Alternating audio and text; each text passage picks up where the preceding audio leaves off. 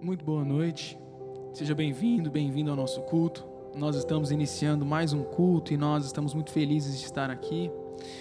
E eu quero te convidar a fechar os teus olhos nesse momento e nós vamos iniciar o culto de hoje orando. E se tem uma coisa que nós podemos desejar a respeito das nossas orações é ver a face do Senhor, mas no sentido de desfrutar da presença dEle.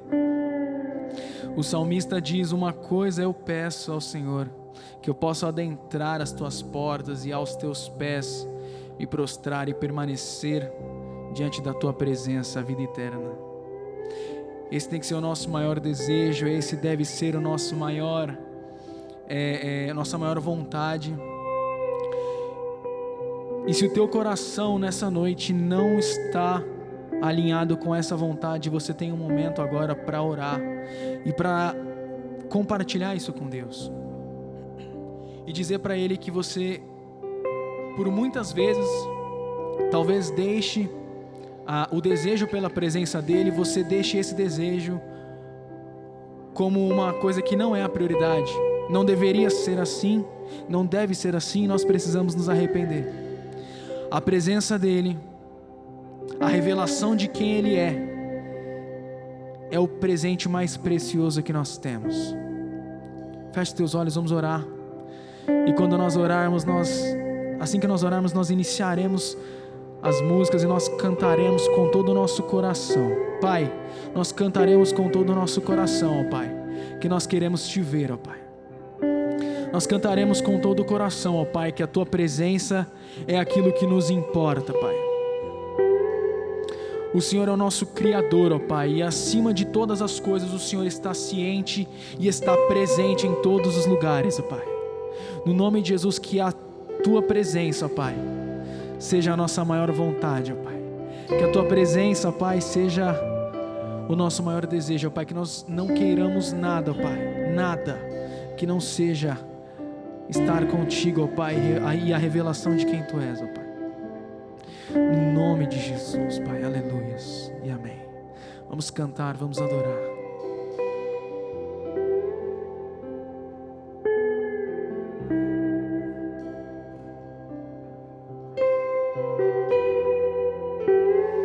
Sim, Jesus, nós queremos a Tua presença, Pai.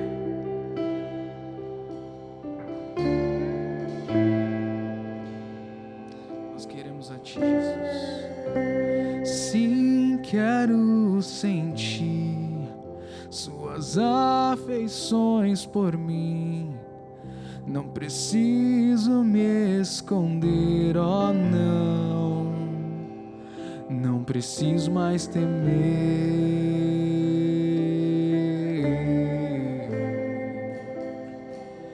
Não preciso mais temer.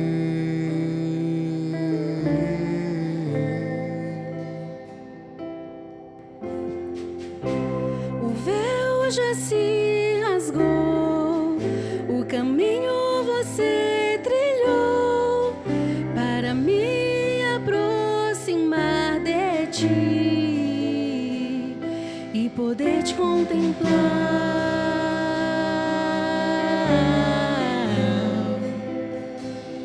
e poder Te contemplar.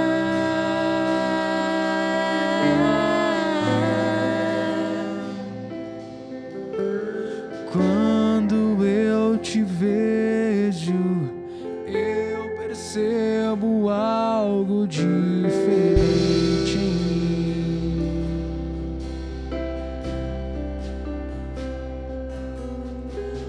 Quando eu Te contemplo, eu me torno cada vez mais semelhante a Ti.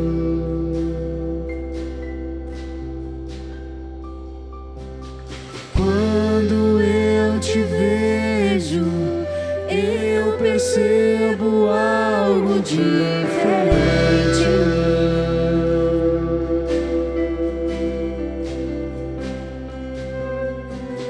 Quando eu Te contemplo, eu me torno cada vez mais semelhante a Ti, Jesus.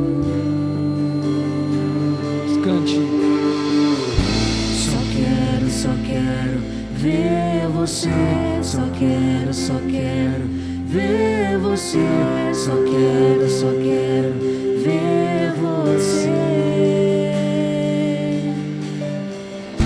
Só quero ver você, só quero ver você, só quero ver você. Só quero ver você, só quero ver você, só quero ver você. Só quero ver você, só quero ver você, só quero ver você. Só quero ver você, só quero ver você, só quero ver você. Só quero ver você, só quero ver você, só quero ver você. O que é que os anjos veem, que os fazem se prostrar? O que é que os anjos veem, que os fazem cantar santo? Erga a voz e cante. O que é que os anjos veem, que os fazem se prostrar? O que é que os anjos veem, que os fazem cantar santo? O que é que os anjos veem, que nos fazem se prostrar? O que é que os anjos veem, que os fazem cantar santo?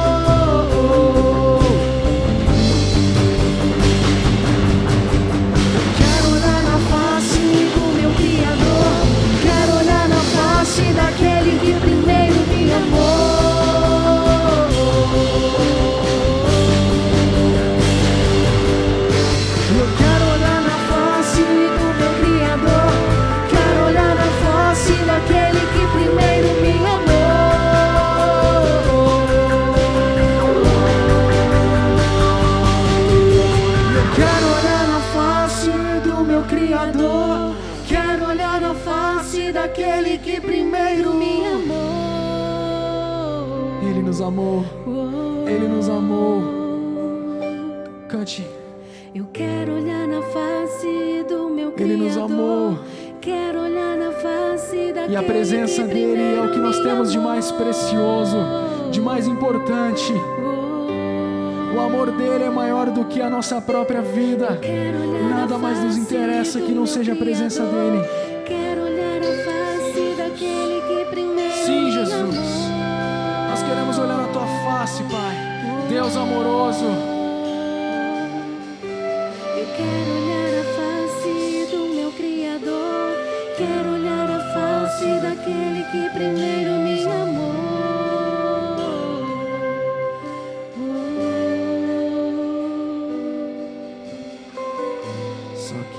Só quero ver você, só quero ver você, só quero ver você.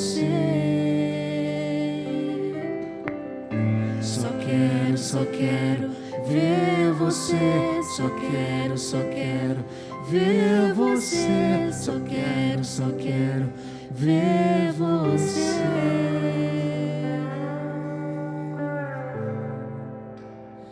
Aleluias, Pai, aleluias. Aleluia, Jesus. Nós queremos te ver, Deus glorioso. Nós queremos te ver, Deus maravilhoso. Aleluias, Pai, aleluia.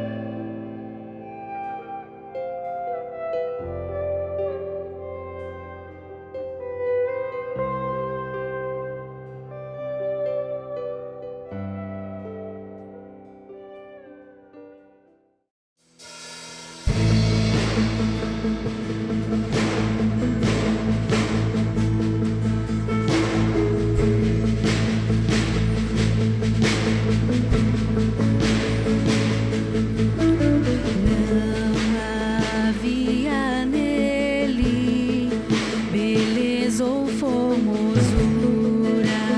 para que fosse vista. Só havia nele o peso do pecado, a dor que era nossa. Ele levou sobre si as dores que deviam vir sobre nós. Jesus se fez perdão ao pecador, o seu amor mostrou, morreu porque amou.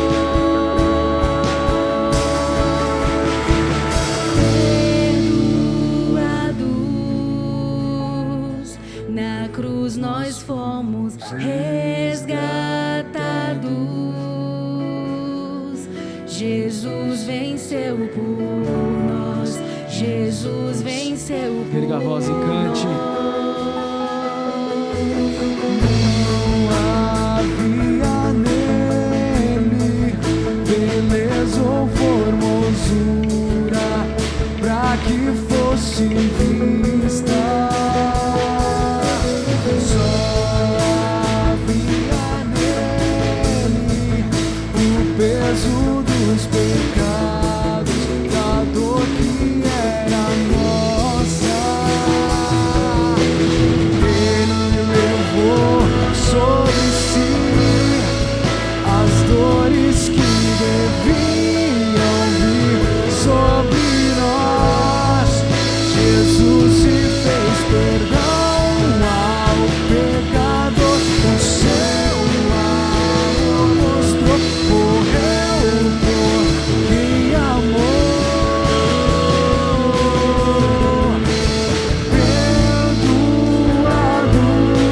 Perdoados, na cruz nós fomos resgatados.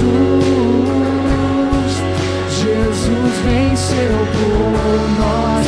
Jesus venceu por nós.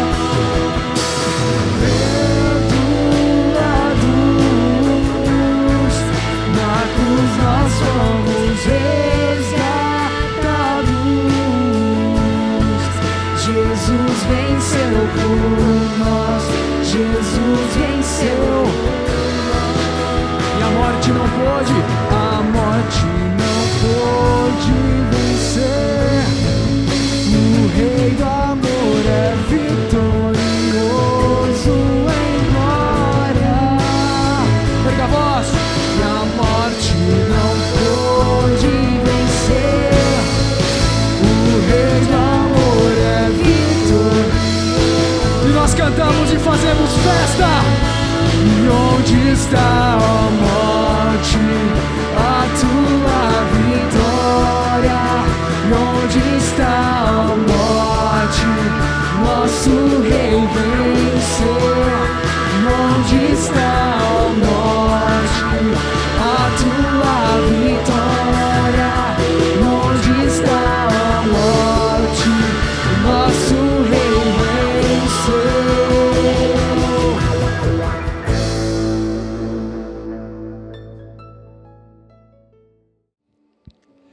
Boa noite, meu querido irmão, boa noite, minha querida irmã. Que alegria, que honra poder cultuar ao Senhor junto com você em mais um culto online da nossa igreja.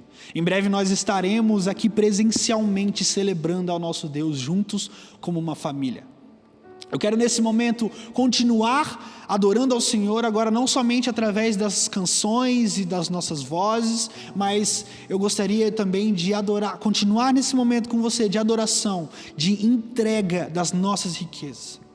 Eu quero te convidar a abrir sua Bíblia em Lucas, capítulo 5, a partir do versículo 4, que diz assim: Tendo acabado de falar, disse a Simão: Vá para onde as águas são mais fundas. E a todos os outros disse: lance as redes para a pesca. Simão respondeu: Mestre, esforçamo-nos a noite inteira e não pegamos nada, mas porque é tu quem está dizendo isso, vou lançar as redes. Quando fizeram, pegaram tal quantidade de peixe que as redes começaram a se rasgar. Então fizeram sinais a seus companheiros do outro barco para que viessem ajudá-los, e eles também vieram e encheram ambos os barcos. Todos, a ponto de todos começarem a afundar. Quando Simão viu isso, prostrou-se aos pés de Jesus e disse: Afasta-te de mim, Senhor, porque sou um homem pecador. Mais para frente, no versículo 10, diz: Jesus disse a Simão: Não tenha medo, de agora em diante você será pescador de homens. Nesse texto, Jesus nos ensina muitas coisas, mas uma das lições que nós podemos extrair é acerca dos passos de fé. Sabe, Jesus, ele deu um comando aos seus discípulos, aos pescadores que estavam ali, que futuramente tornariam-se discípulos de Cristo. Ele disse: lancem as suas redes onde é mais fundo. E ao obedecer esse comando, os discípulos somaram talvez a maior quantidade de peixe que eles pescaram em todas as suas vidas. O mais curioso é que depois disso, Jesus os convida para se tornarem discípulos dele e abandonarem tudo aquilo que eles tinham conquistado para se tornar pescadores de homens. Sabe, o convite de Jesus para nós essa noite é para que nós possamos amar a Cristo acima de todas as riquezas, acima de todas as conquistas, acima de qualquer promoção no trabalho, acima de qualquer compra de imóvel, compra de carros, compra de conquistas materiais. O maior passo de fé que nós podemos dar e demonstrar a Jesus é nos tornarmos discípulo dele, é decidir seguir a ele e a continuar obedecendo constantemente cada comando que ele nos dá. Eu quero convidar a você nesse momento a dar um passo de fé, a pedir, a ouvir a voz de Deus, a pedir para Ele: Jesus, me mostra qual que é o passo de fé que eu preciso dar essa noite. Pergunte ao Senhor e escute atentamente a voz dEle ao seu coração. Você está vendo aqui embaixo os dados bancários da nossa igreja, e você pode ofertar através de uma transferência. Você pode entregar os seus dízimos através de uma transferência bancária, de um TED ou de um DOC. Mas nesse momento eu gostaria de te convidar a ouvir a voz de Deus, a ouvir o passo de fé que Ele está pedindo para que você dê essa noite. Vamos orar? Jesus, nós te agradecemos pela tua bondade, nós te agradecemos pelo teu amor, e nós queremos nessa noite ouvir a tua voz, Jesus. Nós queremos te obedecer, nós queremos estar sensíveis ao seu comando. Nós queremos entender e compreender aonde é que o Senhor está mandando nós lançarmos as nossas redes. Nós queremos nessa noite lançar as nossas redes, para que nós possamos colher os frutos, para que nós possamos colher, ó Pai, os frutos da obediência. Em nome do Senhor Jesus, ó Pai. Diga-nos aquilo que o Senhor espera de nós, para que nós possamos te conhecer e ao te conhecer, te amar cada vez mais, ó Deus, e acima de tudo, seguir ao Senhor. Em nome do Senhor Jesus, eu peço pelos aqueles irmãos que, ó Deus, procuram um emprego, que estão na busca, ó Deus, de uma promoção no trabalho. Ó Deus, aqueles irmãos, ó Deus, que estão procurando entrar na faculdade, em nome do Senhor Jesus, abra as portas, Jesus. Direciona esses meus queridos irmãos a lançarem as redes nos lugares certos, para que eles possam colher, ó Pai. ó Deus, mais conquistas, ó Deus, mas que acima de tudo, eles possam decidir amar ao Senhor a ponto, ó Deus, de seguir a Ti, ó Deus, mesmo que isso implique em abandonar todas as outras coisas. Em nome do Senhor Jesus, ó Pai, nos ensina a Te amar cada vez mais, em nome de Jesus. Amém. Amém, meus queridos. Fiquem com a palavra agora nesse momento, a mensagem que será pregada. Fiquem atentos nesse momento àquilo que o Espírito Santo quer ministrar no seu coração. Nós ainda temos muito para receber de Deus nessa noite, então abra o seu coração para aquilo que Ele quer ministrar na sua vida. Amém? Amém, graça e paz, igreja. Eu espero que você tenha sido muito abençoado com o nosso momento de louvor. Espero que tenha feito com que você adore a Deus de verdade e possa cantar para Ele, ter cantado e ter louvado e ter entregue o teu coração para Ele durante esse momento. Amém? Eu gostaria de te convidar a refletir num texto muito conhecido, e esse texto é um texto que todo mundo sabe, ainda que seja uma pessoa que talvez não seja de parte de uma igreja. É um texto muito conhecido, e eu tenho certeza que se eu falar o começo do versículo, você complementaria o restante dele. Eu quero te convidar, se você estiver com Bíblia aí, a abrir a sua Bíblia lá em Romanos capítulo 8. Nós vamos ler um único versículo. Romanos capítulo 8, e ele diz assim: sabemos que todas as coisas cooperam para o bem daqueles que amam a Deus e daqueles que são chamados segundo o seu propósito. Esse texto ele tem ecoado na minha cabeça nos últimos meses. Ele tem mexido comigo nos últimos meses. E ele tem feito com que eu pare para refletir o que esse texto quer dizer. E é muito importante a gente fazer isso às vezes, porque a gente para e começa a entender um texto de uma forma muitas vezes diferente daquilo que a gente entendia antes. E para falar a verdade, o significado real desse texto, o que esse texto realmente quer transmitir como mensagem, nunca fez tanto sentido na minha vida como tem feito nas últimas semanas e nos últimos meses. Nós vamos conversar sobre esse único texto. Eu não vou ler nenhum outro versículo como base da nossa conversa, porque o livro de Romanos é um livro muito extenso, muito profundo, e eu levaria muito tempo, ou qualquer pessoa levaria muito tempo para falar sobre Romanos na sua totalidade. Então, eu entendo e tive um direcionamento para que nós pudéssemos falar a respeito desse único texto. E eu vou ler de novo para que a gente possa começar. Sabemos que todas as coisas cooperam para o bem daqueles que amam a Deus, daqueles que são chamados segundo o seu propósito. Eu quero dividir essa mensagem em alguns tópicos, tá? São 4 tópicos, mas não são tópicos como nós costumamos ouvir. Eu vou dividir este versículo em 4 partes. Mais especificamente a parte A desse versículo, que é a parte mais conhecida. Eu vou dividir esse versículo em 4 partes. Tá? E a primeira palavra que eu quero refletir com você, a primeira expressão que eu quero refletir com você, é a expressão sabemos. Quando Paulo vira e fala, sabemos.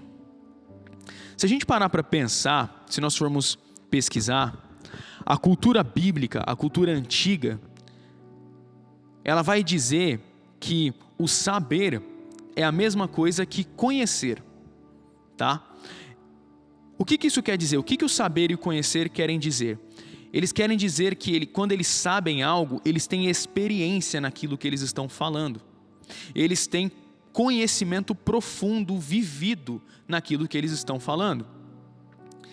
Mas a nossa cultura brasileira, a cultura americana, a cultura de parte da Europa, a cultura do lado ocidental do nosso planeta, ela tem uma ideia diferente de quando você fala que sabe algo. Eu vou citar um exemplo. Por exemplo, olha, se eu disser para você assim, você sabe quem é o Neymar, por exemplo? Provavelmente você vai dizer que sabe, né? O jogador, né? Você viu ele jogando, você vê a rede social e tudo mais. Então você sabe quem é o Neymar. Agora, e se eu te perguntar, você sabe quem é o Delmar e a Elisete? Muito provavelmente você vai me dizer assim, sim, eu sei quem é o Delmar e a Elisete. São os meus pastores, o pastor Delmar e o pastor Elisete. Agora, qual que é a diferença de saber quem é o Neymar e de saber quem é Delmar e Elisete? A diferença está que o Delmar e Elisete tem proximidade com você, tem proximidade comigo. Já o Neymar você sabe quem é porque você ouviu falar que o Neymar existe, né? E você viu o Neymar na TV jogando bola, aparecendo em algum lugar. Mas tem uma diferença entre saber quem é uma pessoa como o Neymar, como o Silvio Santos, e saber quem é o Delmar e Elisete. Existe uma diferença para o André de saber quem é o Neymar, o Silvio Santos, e saber quem é a Natália. Então existe uma diferença baseada na experiência, no conhecimento. Eu tenho vida junto com esta pessoa para eu dizer que conheço ela.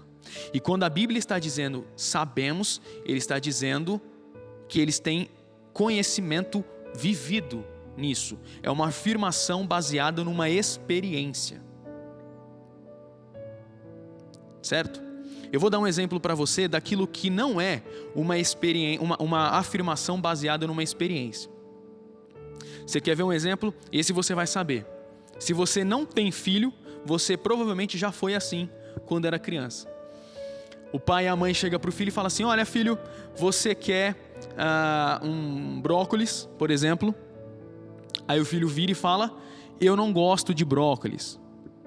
Aí o pai e a mãe viram e falam, mas como que você sabe que você não gosta se você nunca comeu para saber? Já aconteceu isso com você? Comigo já aconteceu quando eu era criança. É uma afirmação baseada sem experiência. Uma criança não sabe se ela realmente gosta ou não de um brócolis ou de qualquer outra coisa porque ela nunca comeu para saber, ela nunca experimentou.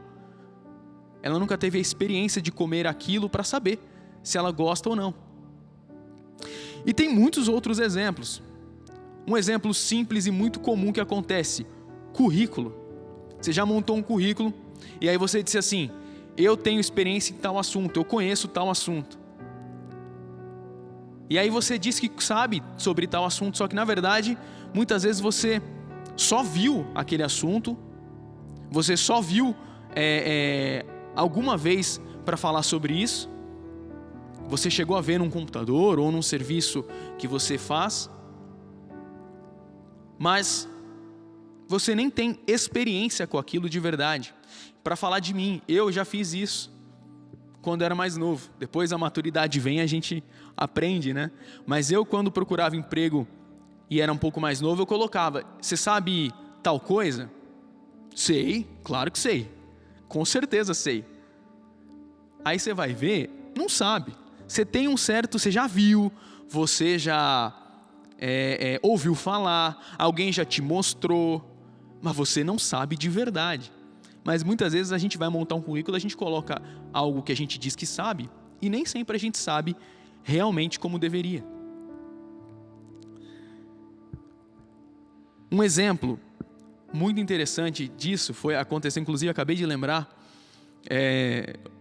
esses dias eu estava ajudando o meu sogro a montar um documento, né, um currículo, e aí ele falou assim, olha, eu não vou colocar que eu sei de Excel, porque, eu sei algumas coisas, mas não sei, assim, de verdade, assim, como quem sabe de verdade.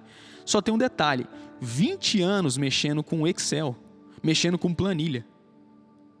Aí eu coloco que sei mexer com Excel, O meu sogro, que tem 20 anos de experiência com isso, diz que não sabe. Então a gente faz essas coisas, muitas vezes, sem ter experiência comprovada. E eu lembrei porque o meu sogro mexeu há 20 anos mexendo com isso, e ele diz que não sabe como deveria, não sabe o tanto que deveria saber. Mas tenho certeza que ele sabe. Mas entende a diferença do que é uma experiência, do que é afirmar que você sabe algo, mas sem ter experiência naquilo? Você quer ver uma outra experiência que uma criança pode passar sem saber? Por exemplo, se o pai disser para a criança assim: filho, não põe o dedo na tomada. Por quê? Você vai tomar um choque. Aí a criança, eu acredito que 1% das crianças, ou um pouco mais de 1%, não vão colocar o dedo na tomada porque o pai disse que não podia. Ele não tem a experiência do que é tomar um choque, mas ele sabe que ele não pode fazer. Por quê? Porque alguém mais velho, mais maduro e mais experiente disse que não podia. Então esses tipos de exemplo que eu citei são exemplos de afirmações que não existem experiência comprovada. Você não experimentou para saber de verdade, mas você diz que sabe. Uma criança com alimento, um currículo que você monta, quando você diz que você conhece alguém porque você viu na TV ou na rede social. Então, essas coisas são parte da nossa cultura. Nós costumamos dizer que nós conhecemos coisas, ou pessoas, ou comidas, que na verdade nós nem conhecemos. De verdade, nós nunca experimentamos, nós nunca estivemos próximos, nós nunca vivemos junto com as pessoas para saber que nós realmente conhecemos. Agora, o que é complicado nessa situação? E o que deveria nos preocupar? Muitas vezes nós dizemos que nós conhecemos a Deus, nós sabemos quem é Deus, mas nós sabemos porque nós ouvimos falar, porque nós abrimos a Bíblia e lemos, porque nós ouvimos o nosso pastor pregar sobre Deus, porque nós participamos da célula e na célula fala sobre Deus. Mas nem sempre a gente sabe quem é Deus de verdade, e nem sempre a gente conhece a Deus de verdade. Existe uma situação na Bíblia onde Jó passa por inúmeras dificuldades. Ele perde tudo, perde todos os bens, os filhos morrem, a esposa blasfema contra Deus, ele fica doente, severamente doente. E ele não blasfema contra Deus de maneira alguma durante um bom tempo. O tempo passa e Jó volta a ter as posses, tem novos filhos, se cura de todas as doenças. E aí ele vira e fala assim: antes eu conhecia a Deus de ouvir falar, mas agora de andar com Ele. Algo mudou dentro da cabeça de Jó. E algo algo precisa mudar dentro da nossa cabeça. Quando Jó diz: antes eu conhecia de ouvir falar, mas agora eu conheço de andar com Ele. Ele está dizendo assim: eu conhecia, ou eu achava que conhecia Deus. Agora eu conheço porque eu experimentei um relacionamento profundo, verdadeiro e intenso com este Deus de verdade. Mas muitas vezes nós dizemos que conhecemos a Deus e na verdade nós não conhecemos. Nós sabemos quem Ele é, mas nós não aprofundamos na verdadeira pessoa de Deus. Um exemplo disso é o salmista quando ele fala: uma coisa eu peço ao Senhor, que eu possa entrar na tua casa, na tua habitação, e ali meditar em quem tu és, dia e noite, meditar na tua palavra, dia e noite. Oséias, no capítulo 6, no versículo 3, ele vai falar assim: nós precisamos conhecer e prosseguir em conhecer a Cristo. Conhecer e prosseguir em conhecer a Deus. Então Oséias está dizendo assim, a gente precisa parar de dizer que conhece a Deus. E por causa do que a gente acha que conhece, nós estacionamos e achamos que onde nós chegamos está bom. Ele enfatiza e ele fala, nós precisamos conhecer, experimentar, viver e prosseguir conhecendo, ou seja, continuar nos aprofundando dia após dia, tempo após tempo na nossa vida com Deus. Pessoas que passaram por isso é que disseram, sabemos que todas as coisas cooperam para o bem daqueles que amam a Deus. Paulo passou por inúmeras situações e ele falou, sabemos que todas as coisas cooperam. Então a questão é, o que é conhecer a Deus? O que é saber que todas as coisas cooperam para o bem daqueles que amam a Deus? É ter experiência comprovada, vivida. Quer ver um exemplo de uma experiência comprovada? Eu tinha falado da criança que não põe o dedo na tomada porque o pai orienta, fala, filho, não põe porque você vai tomar choque. Agora, o que 90 e tantos % das crianças fazem? E eu fazia. Põe o dedo na tomada e toma um choque. Agora eu sei, agora a criança sabe, ela conhece o que é tomar um choque, ela passou pela experiência de tomar um choque. Mas existem muitos outros exemplos. O que a Bíblia fala sobre conhecer? O que a Bíblia fala sobre saber e conhecer? Um exemplo muito simples é o exemplo do casamento. A Bíblia cita, tanto no Velho quanto no Novo Testamento, ela cita que quando um marido casava com a esposa, ele conhecia esta esposa. A Bíblia fala que, já no Novo Testamento, José, quando descobriu que Maria estava grávida, eles ainda não eram casados, e aí a Bíblia fala que José tomou Maria como sua esposa, mas não a conheceu até que o menino tivesse nascido. Ou seja, a Bíblia fala que conhecer é ter proximidade. A cultura bíblica nos ensina que conhecer, saber, é ter intimidade com aquilo com que eu estou falando. Então a minha pergunta é, sabemos que todas as coisas cooperam. Será que nós realmente sabemos? Será que nós realmente conhecemos todas as coisas cooperando? Será que nós realmente entendemos por experiência que todas as coisas cooperam?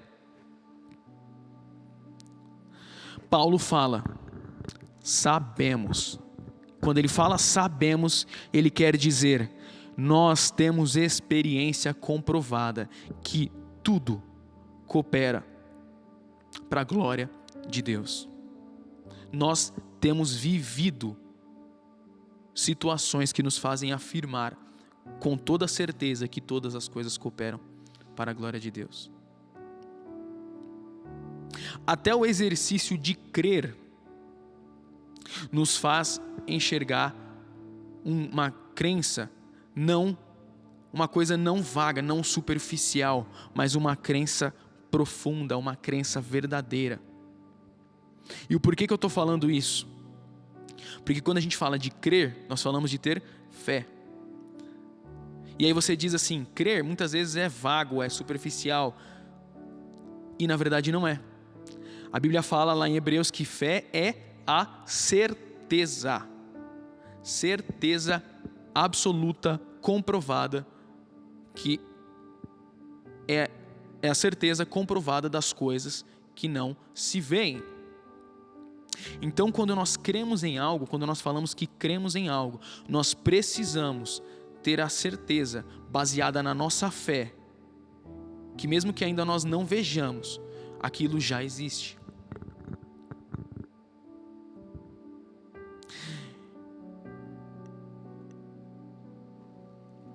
Lá em Romanos capítulo 8, só que no versículo 18, Paulo vai falar assim: tenho por certo, em algumas versões ele vai dizer assim, considero, em outras ele vai dizer, creio que os sofrimentos de agora não se comparam à glória que virá. Creio que os sofrimentos de agora não se comparam à glória que virá. Só que Paulo, quando ele fala creio, tenho por certo, considero, entendo, ele está dizendo assim, eu tenho certeza que qualquer sofrimento que eu passe, seja por qualquer motivo, não se compara com a glória que virá. E a Bíblia fala também, aquele famosíssimo versículo, pois as nossas leves e momentâneas tribulações trazem para nós um peso eterno de glória. É a mesma coisa que Paulo está dizendo em Romanos. Creio que todo sofrimento não se compara à glória que virá. Ele tem certeza baseada na fé. Então a minha pergunta para você hoje é: sabemos, realmente sabemos, que todas as coisas cooperam para o bem daqueles que amam a Deus? Será que nós realmente sabemos, conhecemos, temos a experiência vivida e comprovada de que todas as coisas cooperam para o bem daqueles que amam a Deus? E talvez aqui, talvez não, eu já quero lançar talvez uma palavra para ministrar ao teu coração. Talvez saber, ter a experiência comprovada, já seja um indicador para que você saiba que aquilo que você está passando hoje, talvez aquilo que eu estou falando agora, já seja um indicador para que você saiba que aquilo que você está passando hoje coopera para o bem daquele que ama a Deus. E se você ama a Deus, então você sabe, e talvez isso seja um indicador de que aquilo que você está passando hoje coopera para você. Daqui a pouquinho nós vamos falar de todas as coisas, daqui a pouquinho nós vamos falar do que é bem, mas a primeira palavra que nós precisamos refletir é sabemos. Nós precisamos ter a convicção de que qualquer coisa ou todas as coisas são cooperáveis para o bem daqueles que amam a Deus. Não existe exceção. Tudo coopera para o bem daqueles que amam a Deus.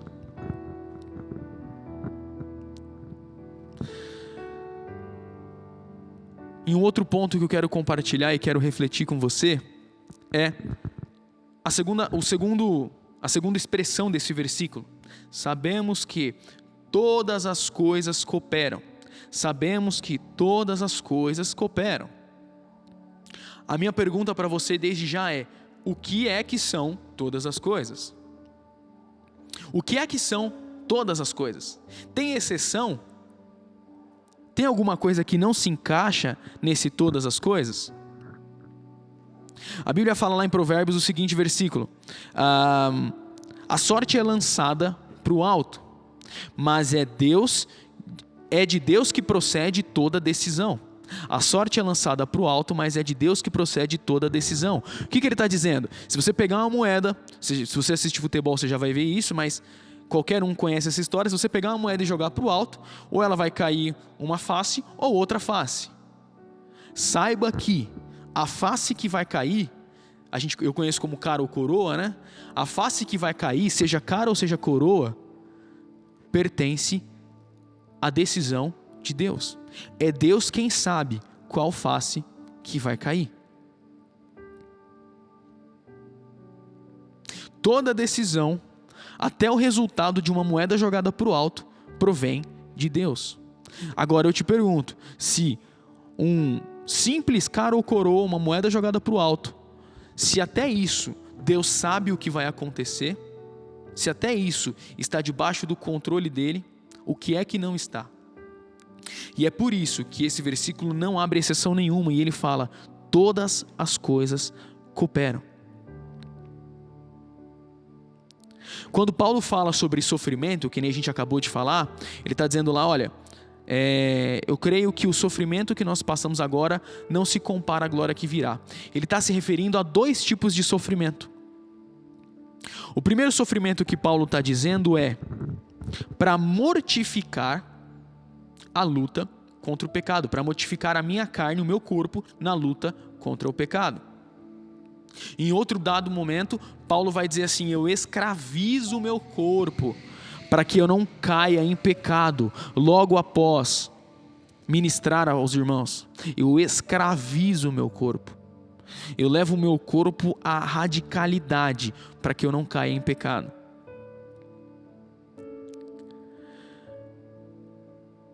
E é por isso que ele está falando sobre sofrimento, porque é sofrido mortificar a nossa carne, é sofrido mortificar o nosso corpo contra o nosso pecado.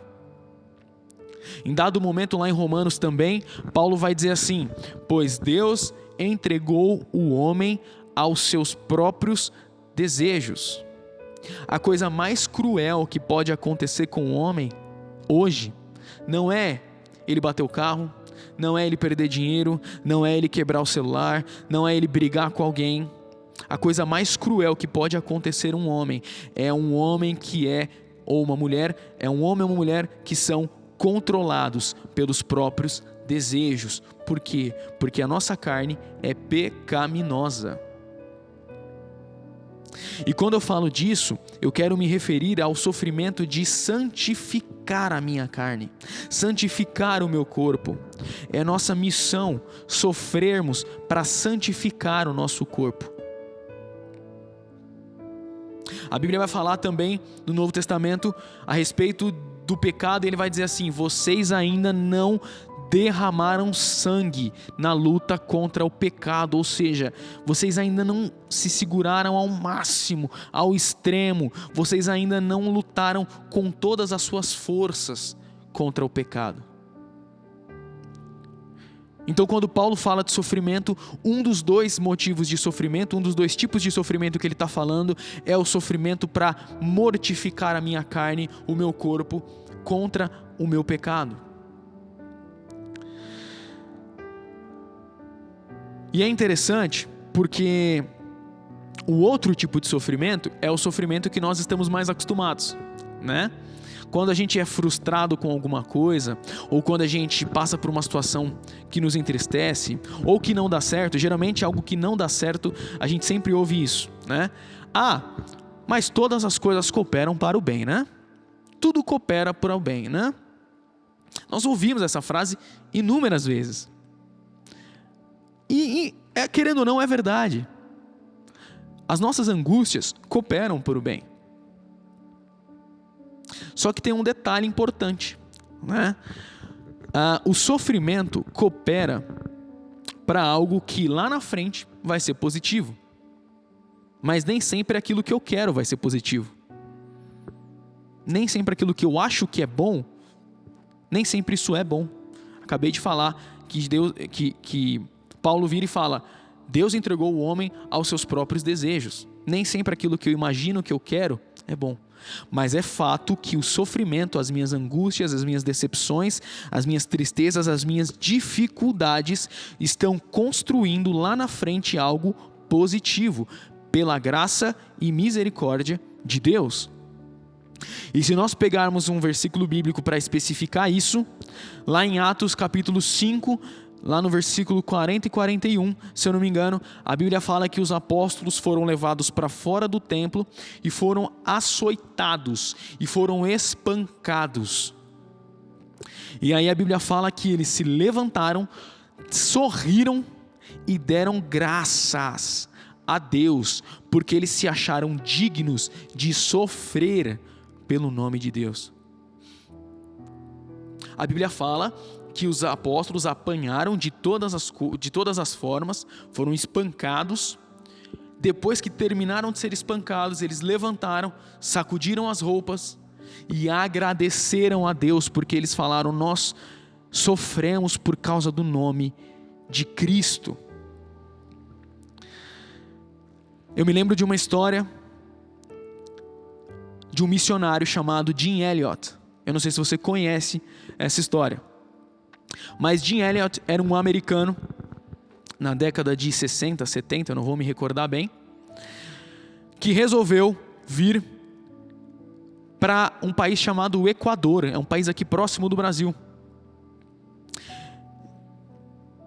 E quando ele veio, ele quis evangelizar tribos indígenas.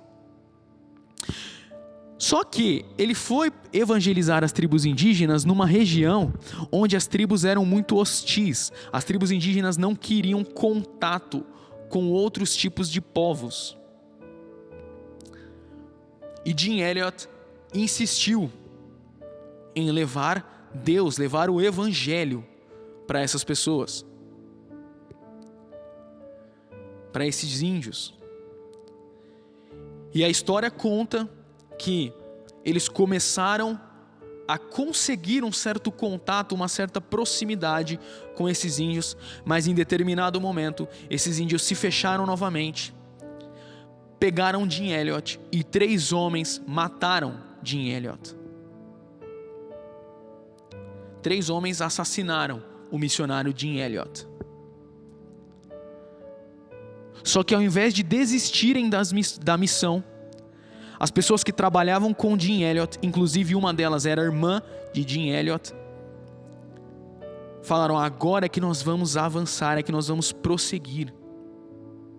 Agora é que nós vamos à frente, porque este sofrimento vai nos levar a alcançar algo com estes índios. E eles continuaram tentando evangelizar. Eles continuaram tentando fazer com que aqueles índios conhecessem Jesus e aceitassem Jesus como único Senhor, mesmo tendo passado por uma situação de um sofrimento tão grande que era a perca de alguém tão importante para eles. Mas tem um detalhe: Jim Elliot, esse homem que morreu, ele tinha um filho pequeno. E esse filho voltou para morar nos Estados Unidos, só que quando ele fez 15 anos, ele falou assim: não, eu vou voltar para lá para trabalhar com a minha tia, no lugar aonde mataram o meu pai. E aquele garoto veio trabalhar no Equador com a tia, continuaram o trabalho de evangelizar os índios. Em determinado momento, aquele garoto fala: eu vou me batizar.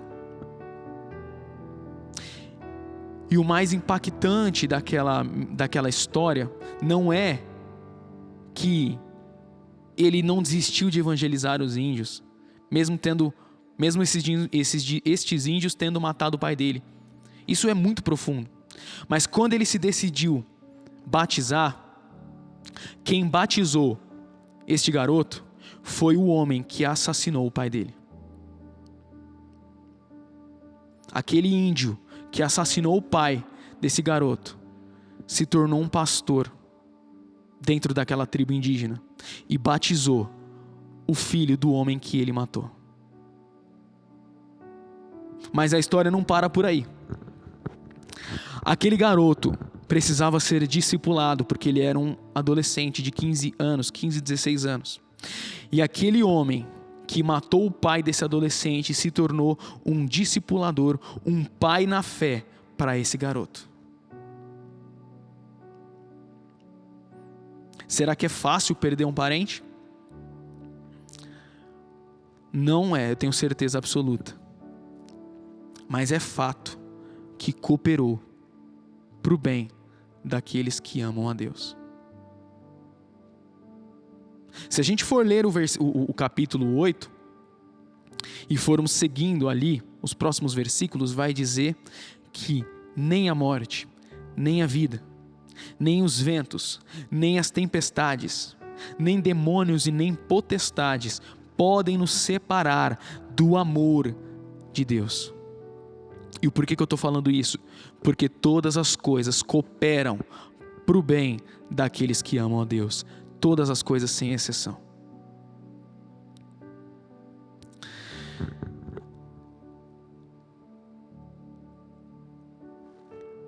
Essa palavra ela tem o intuito de mexer com você. E talvez ela tenha mexido com você. Essa palavra tem o intuito de trazer à sua mente, ao seu coração, duas coisas. Um desafio de realmente saber quem é o nosso Deus. E saber também que todas as coisas cooperam para o bem. E todas as coisas, absolutamente todas as coisas.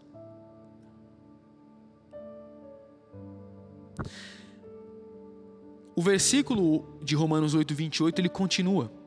Sabemos que todas as coisas cooperam para o bem daqueles que amam a Deus. Mas eu não vou continuar essa mensagem hoje, porque eu levaria muito tempo para explicar ou para pensar com vocês na continuação desse versículo. Então no domingo que vem a gente vai continuar essa mensagem. Nós vamos continuar conversando sobre esse versículo. Mas hoje o nosso desafio é pensarmos que nós realmente sabemos. Nós realmente sabemos.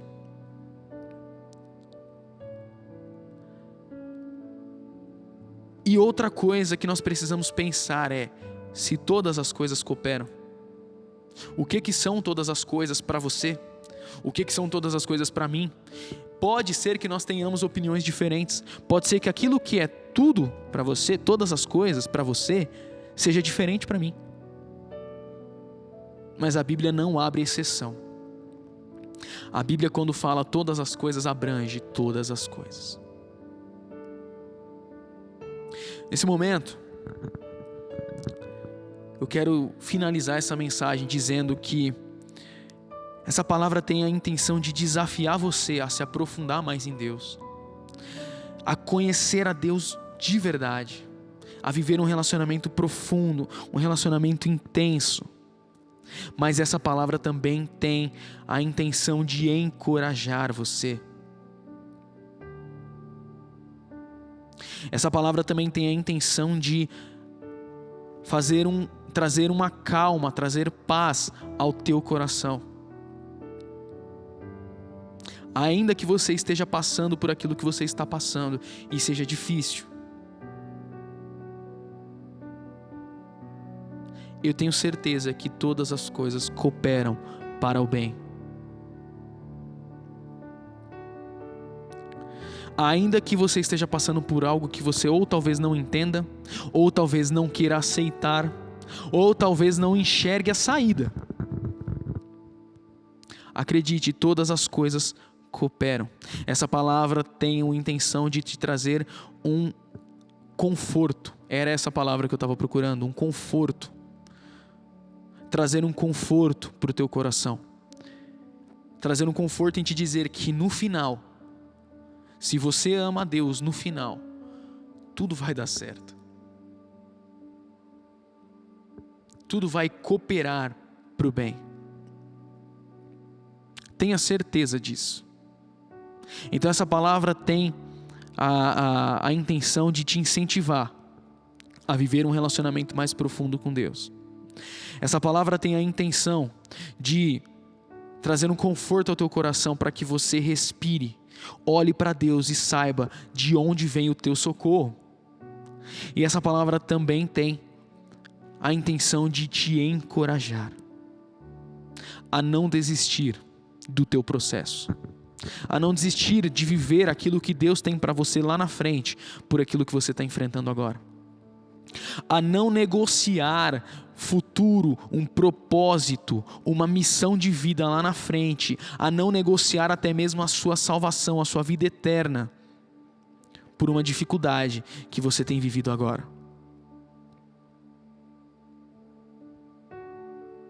Essa palavra tem a intenção de trazer essas três coisas para você. Nós precisamos saber e ter a certeza comprovada. E um dos motivos pelo qual esse versículo tem mexido comigo é porque eu posso dizer que eu tenho aprendido a viver, experimentar que todas as coisas cooperam para o bem daqueles que amam a Deus. A minha família tem experimentado que todas as coisas cooperam para o bem daqueles que amam a Deus.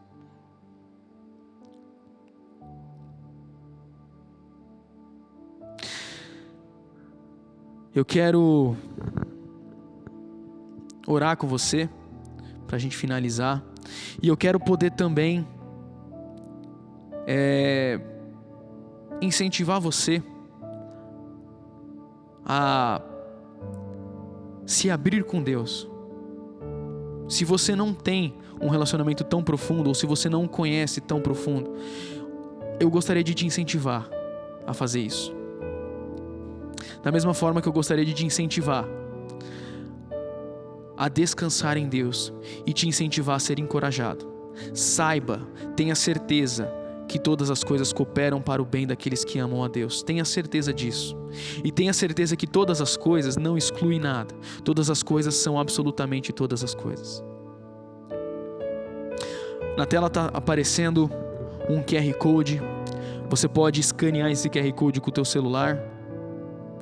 E se você estiver precisando de uma oração, se você quiser fazer um pedido de oração, se você quiser entregar a sua vida a Jesus e realmente saber o que é viver com Deus, esse QR Code está aparecendo e você vai poder escanear e você vai poder preencher as informações necessárias.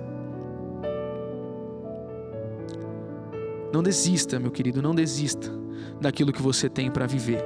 Saiba, por experiência comprovada, por experiência de vida, que absolutamente tudo coopera para o bem que Deus quer fazer na sua vida. Amém? Vamos orar? Pai, muito obrigado, Deus, por esse momento, muito obrigado por essa oportunidade, Pai. Que nós possamos, ó Pai, verdadeiramente saber, ó Pai, e ter a certeza, ó Pai, experimentada, a experiência de vida, ó Pai, que nós sabemos que todas as coisas cooperam para o bem. E que nós possamos entender, ó Pai, que seja sofrimento, seja bonança, seja alegria, seja tristeza, seja dor, seja alívio, seja choro ou seja um sorriso, seja uma noite ou seja o dia, todas as coisas cooperam para o bem que o Senhor quer fazer a nós. Que nós possamos, ó Pai, verdadeiramente enxergar, ó Pai, isso no nosso relacionamento contigo. Que nós possamos verdadeiramente, ó Pai, entender, ó Pai, que nada é mais valioso e mais precioso, ó Pai, do que saber quem o Senhor é. E saber que todas as coisas existem para a honra e glória do Teu santo nome. No nome de Jesus é que nós oramos, Pai. E te agradecemos por isso, ó Pai. Ministra dos nossos corações, ó Pai, esta semente, ó Pai, no nome de Jesus. Amém. Amém. Amém. Que Deus te abençoe. Que você tenha uma semana abençoada. Não se esqueça de escanear o QR Code se você precisar, se você quiser, tá? Fique agora com o Paz News. Traga os teus filhos, as suas crianças para a sala, que eles precisam também ouvir uma palavra profunda a respeito do Deus que ama essas crianças. Amém?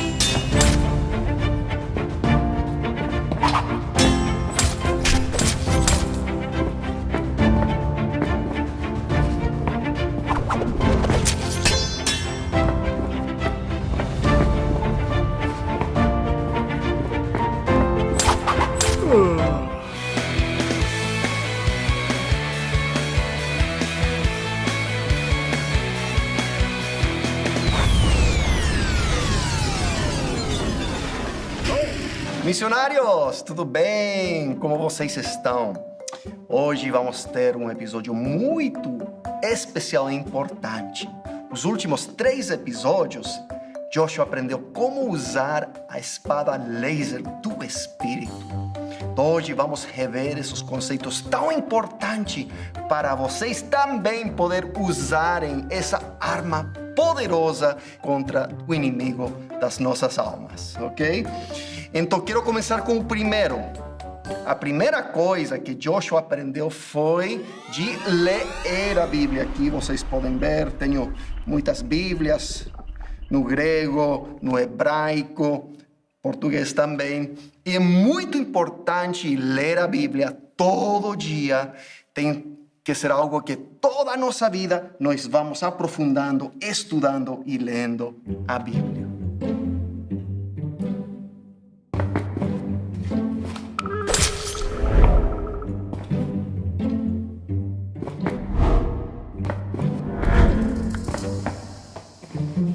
Missionários, eu vou falar para vocês a minha experiência quando eu comecei a ler a Bíblia todos os dias.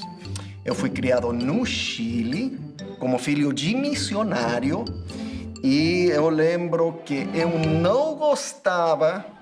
Meus pais são dos Estados Unidos, éramos missionários gringos lá no Chile, só que éramos gringos pobres. Eu olhava para outros americanos que estavam lá no Chile, todos ricos, com casas grandes, carros grandes, com videogame. Meu Deus, minha família sofria. Eu só comia feijão e arroz todo dia. Nem comia carne porque não tínhamos dinheiro. Éramos missionários na miséria. Então, um dia, meu pai chegou para mim e perguntou: o que você quer ser quando você crescer?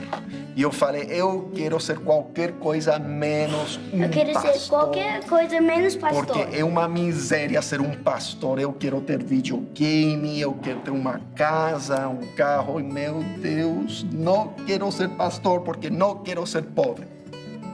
Então, meu Deus, essa era a minha atitude. Mas, depois de um tempo, meu líder na igreja me desafiou a orar 1 hora por dia e ler a minha Bíblia todos os dias. Eu orava e lia a Bíblia por 1 hora. Eu lembro que o primeiro dia foi muito difícil, muito chato. Eu não entendia nada da Bíblia. Ai, foi difícil. Segundo dia, muito difícil. Primeira semana, muito difícil, mas eu sabia que Deus queria fazer algo na minha vida. E eu, pela fé, eu orava, lia a Bíblia. Depois de 6 semanas, eu senti uma mudança muito forte na minha vida. E pela primeira vez, quando eu abri e comecei a ler a Bíblia, Deus começou a falar. Eu sentia a voz dele, eu entendia e o Espírito Santo falava para mim. E depois de vários meses, meu coração foi totalmente transformado. Eu passei de ser aquela criança que não queria ter nada a ver com o ministério, passei a ser uma pessoa, uma criança que eu sabia que eu tinha um chamado de Deus e que eu teria que ser um missionário para alcançar as nações. A segunda coisa que Joshua aprendeu foi a decorar versículos bíblicos. Aqui tenho nas minhas mãos cartões com versículos que eu sempre usei desde criança. Eu tinha cartões com versículos e eu ia decorando todo dia. Então, é importante decorar. Primeiro, a Bíblia diz que quando guardamos a palavra de Deus no nosso coração, não vamos pecar contra ele. E segundo, se temos a palavra de Deus dentro de nosso coração, vamos poder falar a palavra de Deus e ajudar a muitas outras pessoas. Então, muito importante decorar a palavra de Deus. Eu lembro que quando era muito jovem e sentia esse chamado de Deus, eu comecei a decorar versículos bíblicos para poder compartilhar o Evangelho e falar para outras pessoas. Então eu lembro decorando muitos versículos sobre como ser salvo, sobre salvação.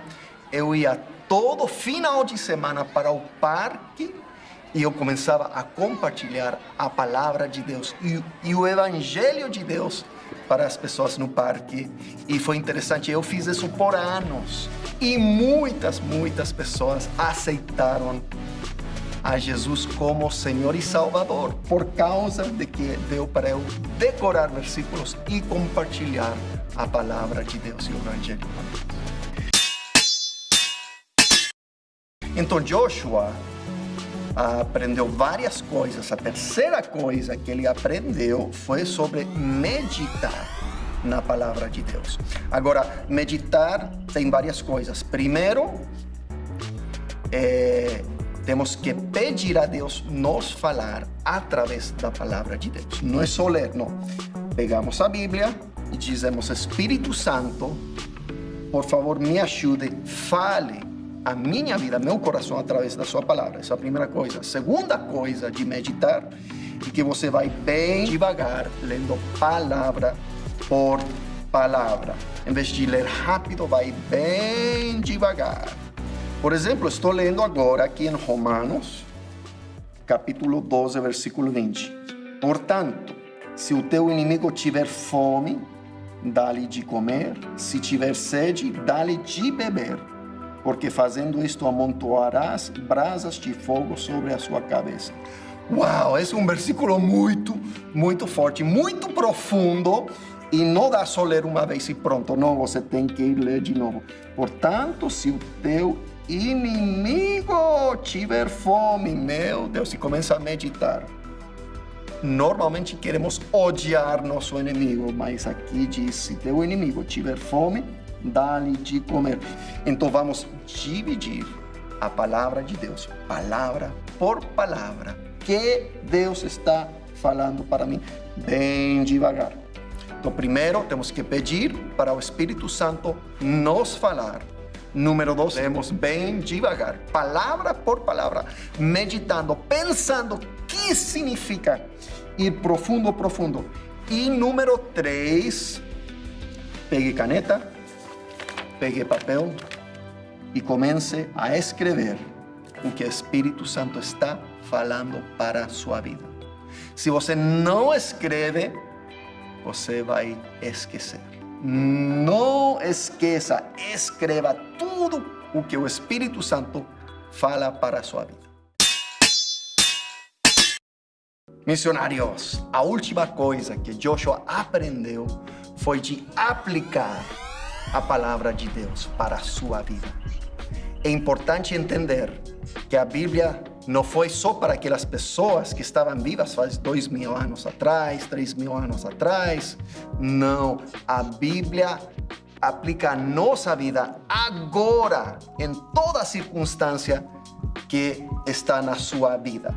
Agora, então, o inimigo tem várias maneiras que tenta atrapalhar quando lemos, estudamos, meditamos, aplicamos a palavra de Deus. O primeiro é que você está tentando ler a Bíblia e de repente você fica muito cansado.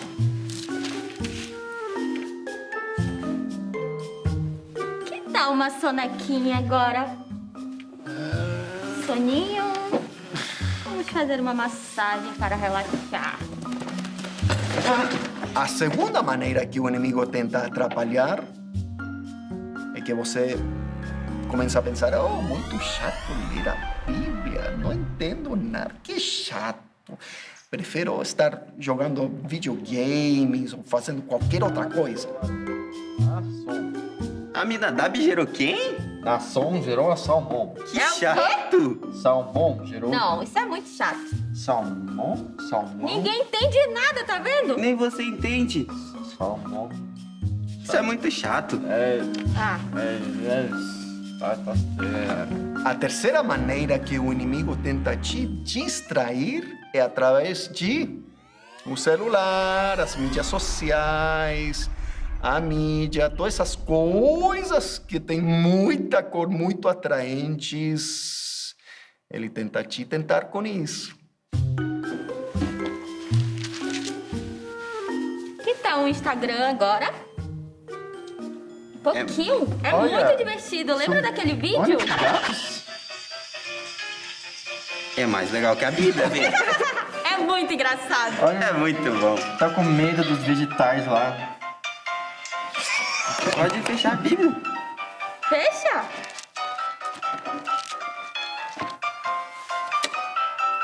Isso é muito mais divertido que a Bíblia. Olha como você sorri. Isso é muito legal. Muito bem. E a quarta coisa que o inimigo tenta jogar para ti enquanto você lê a Bíblia, ele começa a colocar pensamentos negativos de que aquilo não é para ti. Isso não aplica para ti. Talvez Deus abençoe muitas outras pessoas, mas não vai te abençoar. Filipenses 4:13. Tudo posso naquele que me fortalece. Tudo pode? Mentira. Você lembra tanto de vezes que você já pisou na bola? Nananina não pode nada. Pois é, né? Ontem eu esqueci. Exatamente, tá vendo como não é verdade? Acabei dormindo 2 horas da manhã. O inimigo está tentando atrapalhar a Joshua enquanto ele lê, estuda e medita a Bíblia. Vamos ver o que acontece. Salmos 23. O Senhor é o meu pastor. Nada me faltará. Dorme. Dorme, Joshua. O Senhor é o... Dorme. É melhor dormir. Dorme, Josh. O Senhor é o meu pastor. Nada me faltará. Dorme logo. Não. Dorme logo. O Senhor é o meu pastor. Nada me faltará. Dorme. O Senhor é o meu pastor. Nada me faltará. Joshua tá resistindo. Vamos atacar de novo. Bora. Falta nada. Nada lhe faltará? Como assim, mano? É mentira isso. Na semana passada você queria comprar aquele videogame e faltou. É verdade? A palavra de Deus nunca mente. Nada nunca me faltou e nunca me faltará. O que a gente faz? Joshua continua resistindo ao nosso ataque. A gente não pode desistir. Não vamos. WhatsApp. Vídeo do gatinho. Lembra? É mais legal que a Bíblia. Não. Não. Olha como é muito mais legal. Não. Não. Não. Em vez de pastagens aí encontro meu repouso. Eu não acredito. Joshua está muito forte, está resistindo a Vamos tudo. tentar. Vamos tentar.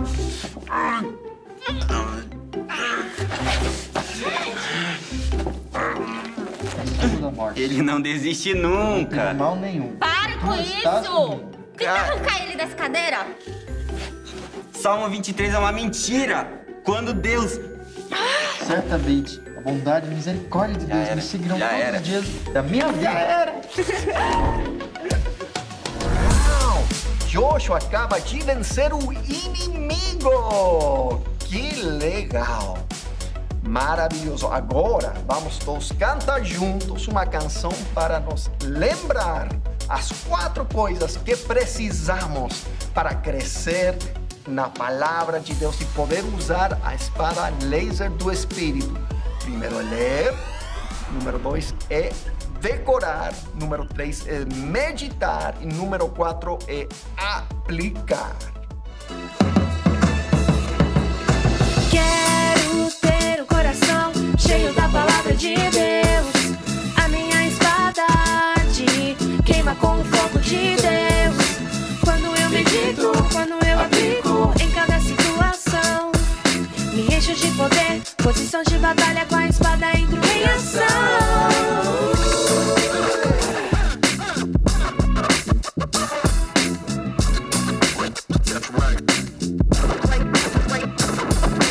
Leio a palavra, decoro a palavra, medito e aplico.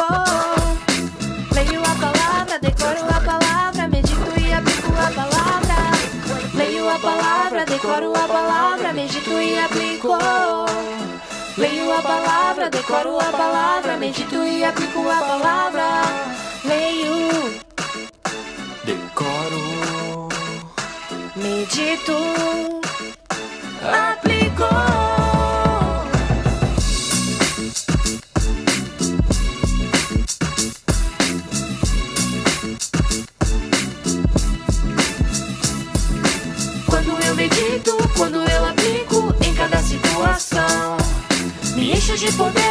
posição de batalha